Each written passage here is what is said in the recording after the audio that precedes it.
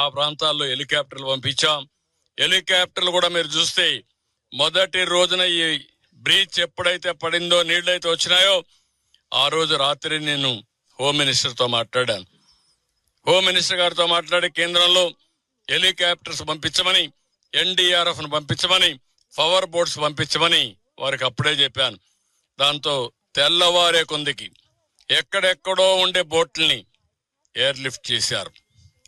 పంజాబ్ నుంచి పంపించారు, చెన్నై నుంచి పంపించారు, బెంగళూరు నుంచి పంపించారు. వివిధ ప్రాంతాల్లో ఉండే ఈ బోట్లు గాని, అదే మరిగా NDRF స్టాఫ్ ను గాని పెద్ద ఎత్తున పంపించారు. వాళ్ళందరూ వచ్చారు. వాళ్ళందరి సహకారంతో పనిచేశాం. మళ్లీ తక్కువ ఉంటే రెండో రోజు ఇంకా ఎక్కువ తెప్పించాం. ఎన్ని ప్రయత్నాలు చేయాలనో అన్ని ప్రయత్నాలు చేసి ఈరోజు ప్రజల్ని కొంతవరకు ఆదుకోగలిగాం. ప్రాణ నష్టం తగ్గించాం, ఆస్తి నష్టాన్ని తగ్గించలేకపోయాం. ఎందుకంటే ఒక్కసారి నీళ్లు వచ్చిన తర్వాత ఇంట్లో ఉండే అన్ని వస్తువులు, బట్టలు, మంచం, లేకపోతే కొండే బెడ్, అదే మాదిరిగా వంట చేసే వంట సామాగ్రి, ఫ్యాను, లేకపోతే వంట గ్యాసు, తర్వాత స్టవ్ గాని, ఎలక్ట్రానిక్ గూడ్స్ అన్ని కూడా ప్రతి ఒక్క ఇంట్లో ఒక వాషింగ్ మెషిన్ ఉంది, ఒక మిక్సర్ ఉంది, లేకపోతే ఒక ఫ్రిడ్జ్ ఉంది, లేకపోతే ఒక ఏసీ ఉంటుంది. కొన్నింట్లో టీవీలు ఉన్నాయి. అన్ని కూడా పోయినాయి. ఈ రోజు వాళ్ళందరినీ కూడా పిలిపించి ఎన్ని విధాలా ప్రజలను ఆదుకోవాలనో మొట్టమొదటిసారిగా మీరు చూస్తే ఇప్పటికి 40,000 ఇండ్లలో, ఈరోజు 40 కాదు ఇంకా ఎక్కువ ఉంటుంది, అన్ని ఇండ్లలో ఫైర్ ఇంజిన్స్ పంపించి ఇండ్లు క్లీన్ చేసే కార్యక్రమానికి శ్రీకారం చుట్టాం. అదే మరి రోడ్లు క్లీన్ చేసే కార్యక్రమానికి శ్రీకారం చుట్టాం. కొన్ని వేల పంపులు తీసుకొచ్చి వాటర్ లిఫ్ట్ చేసి ఆ వాటర్ ను కూడా కిందికి పంపించే కార్యక్రమాన్ని చేసే పరిస్థితికి వచ్చాం. అంటే ఒక పని కాకుండా ఏది కూడా మ్యాసివ్ గా, ఇన్నోవేటివ్ గా వెళ్ళాం. టెక్నాలజీ ఉపయోగించాం, ఇంకో పక్క మెషిన్స్ ఉపయోగించాం, ఇంకో పక్క మనుషులందరినీ చైతన్యపరిచాం, వినూత్నంగా చేసి ఈ రోజుటికి ఒక మాటలో చెప్పాలంటే యుద్ధంలో గెలిచాం గాని యుద్ధంలో జరిగిన నష్టం మాత్రం ఇంకా వెంటాడుతా ఉంది. వరదల పైన యుద్ధమే చేశాం. యుద్ధంలో కూడా ఒక విధంగా మనం ఆలోచిస్తే యుద్ధంలో కొన్ని లక్షణాలు ఉంటాయి. సాయంత్రం 5 అయితే సన్సెట్ అయితే విరామం, అది యుద్ధ ధర్మం. మళ్ళా నెక్స్ట్ డే తెల్లవారితో సూర్యోదయం అయిన తర్వాత యుద్ధం ప్రారంభం అవుతుంది. రాత్రి రెస్ట్ తీసుకోవచ్చు. కానీ ఈ యుద్ధంలో మాత్రం రాత్రి రెస్ట్ తీసుకుంటే ఏమవుతుందో తెలియదు. ఇక్కడ రామానాయుడు గారు ఇక్కడే కూర్చొని మనుషులు పెట్టుకొని ఇక్కడే తూలుతూ ఈయన పనిచేస్తే అందరూ కూడా ఇదే స్ఫూర్తితో ఎక్కడికక్కడ రాత్రింబగుళ్ళు పనిచేశారు. ఆ విధంగా రాత్రింబగుళ్ళు పనిచేసి స్ఫూర్తిని నింపిన ప్రతి ఒక్కరిని చేతులెత్తి హృదయపూర్వకంగా నమస్కారాలు తెలియజేస్తున్నా, వాళ్ళందరినీ అభినందిస్తున్నా. ఇది సమాజం కోసం మీరు చూపించిన చొరవ, ఈ స్ఫూర్తి శాశ్వతంగా ఉంటుంది. వాళ్ళందరినీ మరొక్కసారి అభినందిస్తూ, దీంతోనే పని అయిపోలేదు, ఇంకా చాలా చేయాల్సింది ఉంది. ఎన్యూమరేషన్ స్టార్ట్ చేశాం. ప్రతి ఒక్క ఇంటికి ఎన్యూమరేషన్ టీములు పంపించాం. వాళ్ళు చెప్పిన డేటా అంతా తీసుకున్నాం. యాప్ ద్వారా ఆ డేటా అంతా కలెక్ట్ చేసి ఇప్పటికైతే నేను ఇప్పుడు వచ్చినప్పుడు చూశాను 90,000 కుటుంబాలు డేటా అంతా అప్డేట్ చేశాం.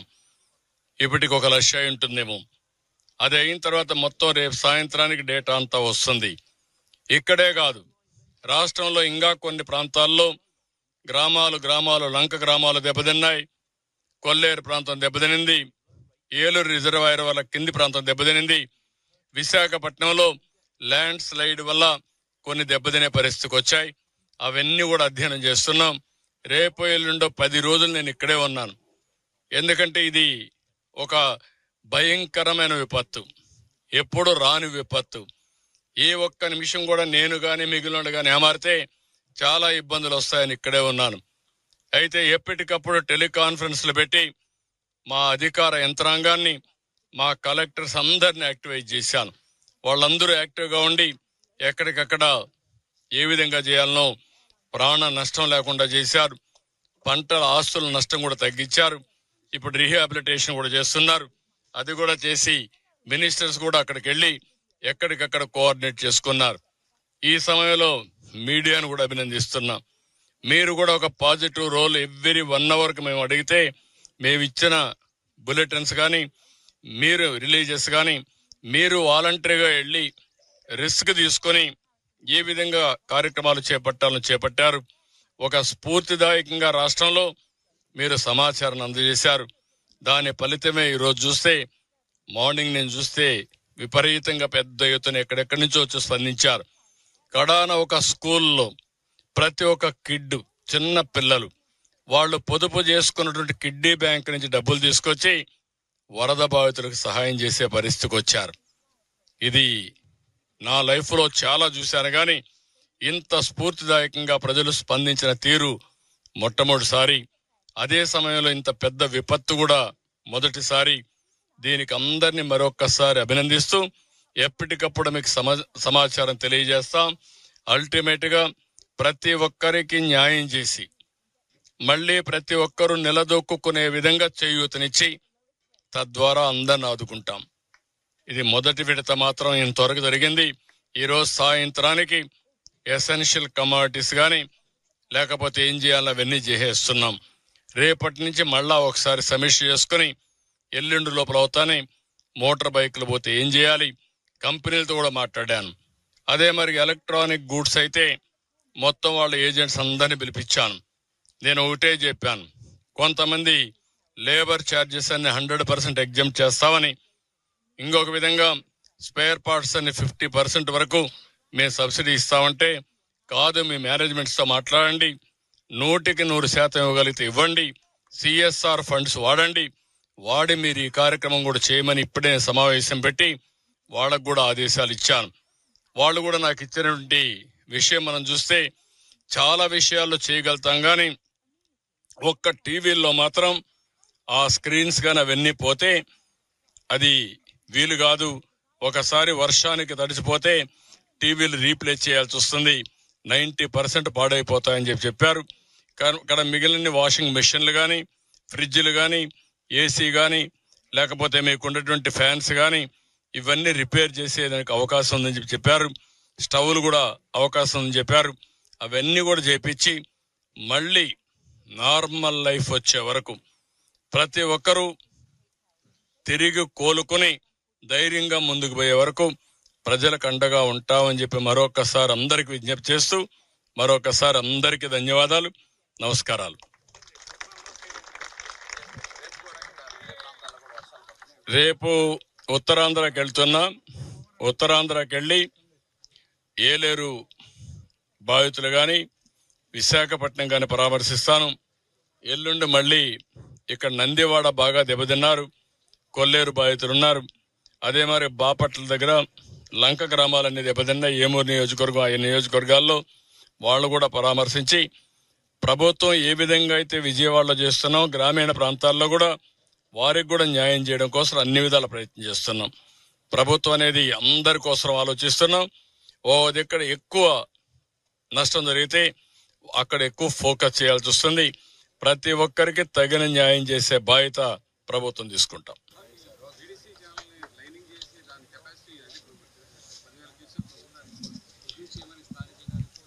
తప్పకుండా ఇది శాశ్వత పరిష్కార మార్గం చూపించాలి. ఈ కెనాల్ అంతా కూడా లైనింగ్ చేసి నీళ్లు ప్రాపర్ గా పోయేట్టుగా బుడమేరు డ్రైన్ కూడా కొల్లేరుకి వెళ్తుంది, దాన్ని కూడా పూర్తిగా ప్రక్షాళన చేయాల్సిన అవసరం ఉంది. బుడమేరు ఆపరేషన్ కూడా స్టార్ట్ అవుతుంది. అది ఆపరేషన్ స్టార్ట్ చేసి ఎవరైతే ఇష్టానుసారంగా ఆక్యుపై చేసుకుని కబ్జాలు చేశారో అలాంటి కబ్జాలను తొలగించడమే కాకుండా కొంతమంది బరి తెగించి రిజిస్ట్రేషన్ కూడా చేసిన వాళ్ళు ఉన్నారు. అలాంటివి కూడా అన్ని అనలైజ్ చేస్తాం. ఎక్కడైనా సరే తప్పు జరిగినట్టు సాక్ష్యాలు దొరికితే వాళ్ళని ఏ విధంగా ట్రీట్ చేయాలో చేస్తాం. దురదృష్టం ఏంటంటే ఈరోజు రాష్ట్రంలో నేరస్తులు రాజకీయ ముసుగులో మాట్లాడుతున్నారు. ఆ ముసుగు తొలగిస్తా. ఒకవేళ మీరు ముసుగేసుకొని వచ్చినా నేరస్తుల్ని నేరస్తులుగానే పరిగణిస్తాం తప్ప నేరస్తులు ముసుగేసుకొని వస్తే భయపడే సమస్య ఉండదు. ఆ విషయం మీరు గుర్తుపెట్టుకోవాలని హెచ్చరిస్తున్నా. కనీసం సిగ్గుపడకుండా 3 బోట్లు వదిలిపెట్టి క్షమాపణ చెప్పాలి. రాష్ట్ర ప్రజలకి ఇంకా ధైర్యంగా మీరు ఆర్గ్యూ చేస్తారా? ఏమనుకుంటున్నారు మీరు? ఒకవేళ మీకు తెలియదనుకున్నా తప్పు తప్పే. తప్పు చేసిన వాడు ఎవడైనా సరే శిక్ష తీసుకోవాల్సిందే. అట్లా కాకుండా ఎదురుదాడి చేస్తే భయపడతారనుకుంటే మాత్రం ఆ ఆటలు సాగని. ఆ విషయం కూడా గట్టిగా హెచ్చరిస్తున్నా. ఈరోజు నేను చూస్తున్నాను, ఎంత ధైర్యం ఉండాలండి. సమర్థిస్తారా మీరు దీన్ని? 3 బోట్లు వదిలిపెడతారా? 30 టన్నుల బోట్లు కట్టేయరా మీరు? లంగర్ లేదా మీకు? ఎవడు పెట్టుకు చేంతాడేసి కడతారా మీరు? ఎవడు చెప్పాడా నీకు ఇది? మీరు మనుషులా? మీరు కృష్ణా నదిది, కిందన ప్రకాశం బ్యారేజ్ ఉంది, పైన 30 టన్నుల బోట్ని మొన్నటి వరకు ఇసుక దోపిడీ చేయడానికి వాడిన బోట్ని వదిలిపెడతారా? రంగులేసుకొని వస్తారా మీరు? అంటే రంగులేసుకొని వస్తే, రాజకీయ ముసుగేసుకొని వస్తే మేము భయపడిపోవాలనా? What are you talking? ఏమనుకుంటున్నారు మీరు? ఏదో కావాలని చేస్తున్నారంట. అంటే మీరు ప్రాజెక్ట్ నాశనం చేసినా మీరు మాట్లాడుతూ ఉంటే మేము చూస్తూ ఊరుకోండాలా? మీరు ఈ మారిగా ఎక్కడికక్కడ గండ్లు పెట్టి ప్రజల జీవితాలు నాశనం చేస్తే మేము కష్టపడుతూ మిమ్మల్ని ఒక మాట అనకుండా ఉండాలా? ఏమనుకుంటున్నారు? ఒక సాక్షి పేపర్, పనికిమాలి పేపర్ ఉందని, ఒక సాక్షి టీవీ ఉందని తప్పుడు వార్తలేసి ప్రజల్ని మభ్యపెట్టి మోసం చేయాలనుకుంటున్నారా మీరు? ఆ ఆటలు సాగవు. ఆ విషయం గుర్తుపెట్టుకోండి. నేరస్తులను నేరస్తులుగానే ట్రీట్ చేస్తాం, తప్పును తప్పుగానే ట్రీట్ చేస్తాం. తప్పును ఎవడు చేసినా వదిలిపెట్టే సమస్య ఉండదు. ఆ విషయం గుర్తుపెట్టుకోవాల్సి హెచ్చరిస్తున్నా. ఇది ప్రజా ప్రభుత్వం, ప్రజల కోసం పనిచేసే ప్రభుత్వం. నేను ఒకటే చెప్తున్నా, ఎప్పుడైనా సరే ప్రజా ప్రభుత్వంలో ప్రజలకు మోసం చేసి ద్రోహం చేసే వాళ్ళు మాత్రం హెచ్చరిస్తున్నా, అది మంచి పద్ధతి కాదని కూడా కోరుతున్నా. మీరు చేసే దుర్మార్గమైన కార్యక్రమానికి ఇన్ని వేల మంది సఫర్ కావాలి, ఇంతమంది మేమందరూ సేవలు చేయాలనా? మీరు ఇంకా దాడులు చేస్తారా? మీరు ఏమనుకుంటున్నారు మీరు?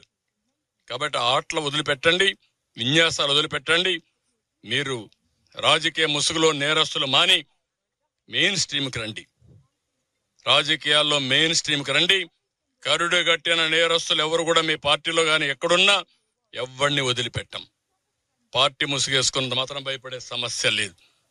కాబట్టి ఇది బ్రాడ్గా మీరు కూడా ఎప్పటికప్పుడు మీకు సమాచారం తెలియజేస్తాం.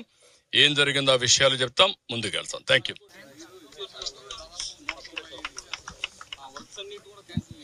నాట్ ఓన్లీ 195, ఇక్కడ 6-7 వర్కులు 57 కోట్ల రూపాయలు విలువ చేసే పనులు తెలుగుదేశం పార్టీ బుడమేరులో శాంక్షన్ చేస్తే దాన్ని మొత్తం క్యాన్సిల్ చేసి, తద్వారా ₹1 ఇవ్వకుండా మేము కట్టిన రోడ్లు కూడా, బ్రిడ్జెస్ కూడా దారి లేకుండా, అప్రోచ్ రోడ్లు లేకుండా చేసే పరిస్థితికి వచ్చారు.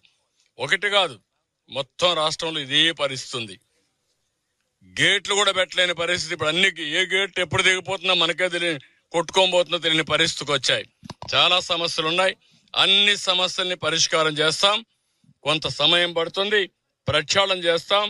ఈ వరదల్లోనే మీరు చూశారు టోటల్ అడ్మినిస్ట్రేషన్ ఏ విధంగా ముందుకు పోయిందో మీరు చూస్తే, ఒకప్పుడు నిర్లిప్తో ఉండే అడ్మినిస్ట్రేషన్ ఈరోజు స్ఫూర్తిదాయకంగా పనిచేసే పరిస్థితికి వచ్చారు. దానికి మనస్ఫూర్తిగా అభినందనలు, ధన్యవాదాలు. Thank you.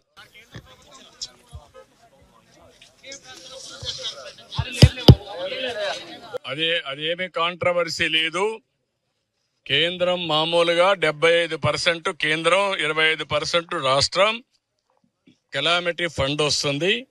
కానీ ఆ కెలామిటీ ఫండ్ రెగ్యులర్ గా వచ్చేది, దానికంటే మనకు రావాల్సింది ప్రత్యేకంగా కేంద్రం నుంచి ఫండ్ ఉంటుంది. ఆ ఫండ్ నుంచి ఇమ్మని కేంద్రం టీం పంపించమని కోరుతున్నాం.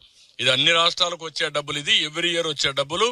ఆ విషయం చెప్పాను, ఆ విషయం మంత్రి గారు కూడా చెప్పారు తప్ప కొత్తగా ఇచ్చామని కాదు. ఆ డబ్బులు ఎటు వస్తుంది 2 రాష్ట్రాలకి. అది కాకుండా ప్రత్యేకంగా మన రాష్ట్రంలో జరిగిన, తెలుగు రాష్ట్రాల్లో జరిగిన విపత్తు వల్ల చాలా నష్టం వచ్చింది. దానికి అదనంగా సహాయం చేయాలి. ప్రత్యేకంగా సహాయం, అదనంగా కూడా కాదు, ప్రత్యేకంగా సహాయం చేయాలి. అదే చెప్పాను. మీకు ఎవరికైనా కన్ఫ్యూజన్ అవసరం లేదు.